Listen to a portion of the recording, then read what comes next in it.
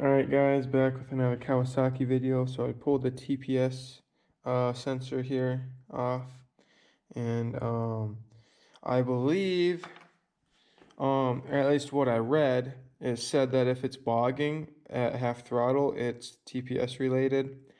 And so I didn't see anything wrong with the wires at all. So I got a different TPS sensor here, used of course, but this one's got the little voltmeter, multimeter tester here. So it's easy to test. And so it's got that all set up on there. So I'm gonna see if this one doesn't make it run any better. Alright, I'm gonna have to pull the fuel pump out and see how that is, and probably do the filter in there and go through all that. But figured, since everything I read about bogging on these KFXs, they all said that it's TPS. You gotta do that first.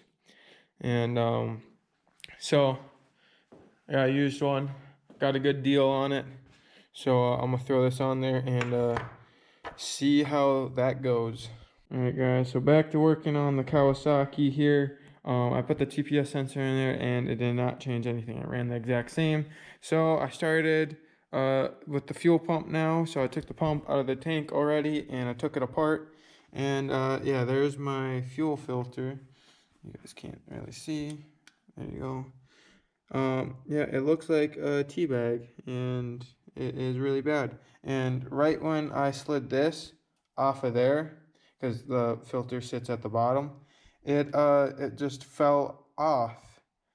And so it was broken. That's why it's in two pieces right now. That wasn't me. That was how it came out. And I had to pull this off of the bottom of there where it goes. And you can see how bad everything is. So I'm not saying that this is my problem. It would be very nice if it was, but I'm actually starting to think it's like a broken wire or something somewhere with how it just bogs down, because a lot of people were saying that's TPS problems, but I guess it could be because I never did check the fuel pressure. But this is definitely horrible, so I am going to definitely get a new filter. I'm gonna see if I can find one maybe today, and just gotta clean everything up really good, because you can see how, like, all the stuff that's in there too, and then how bad the bottom, like, this should all be clean. There shouldn't be anything on that.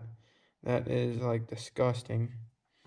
And so yeah, I gotta get all that cleaned up. And I don't know, I mean, like, hopefully it was restricting something, so like when it tries to add more fuel into it for like top end and like accelerating, and that's why I was bogging out. But with my luck, that's probably not the case. But I mean, this definitely needs to be done, so I'm gonna get it done and back together. Don't know if I can find a fuel filter today or not. Might have to get one ordered. Don't know how common that's going to be, but that's all and what I'm going to be finding out today.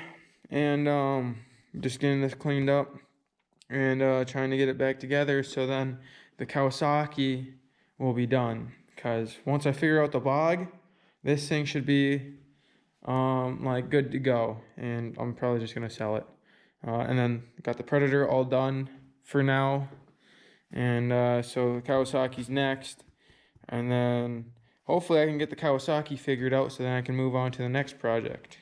So gonna be trying to find a fuel filter today. Alright guys, so I couldn't find a fuel filter, or actually the dealership wasn't open today, so I couldn't try and get a fuel filter for the Kawasaki. So now I'm gonna move on to the seat for the Scrambler.